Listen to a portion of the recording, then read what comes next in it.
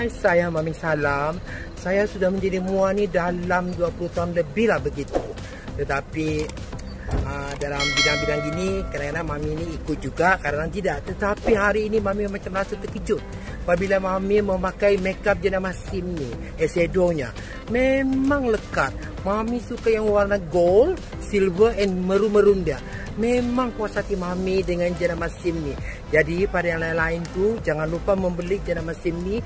Bermacam-macam ada lagi makeup tu. Nanti kita tengok di Facebook ya. Mami akan keluarkan makeup-makeup yang lain lagi. Jangan tak beli, mesti beli. Okay, bye. Hello, hai. Nama saya Mas Ssein. Saya berpengalaman dalam bidang MUA dalam 7 tahun. Hari ini saya makeup model saya menggunakan Ssein Cosmetic Eyeshadow. Saya suka, saya senang blend, dan merah itu sangat my favorite color lah.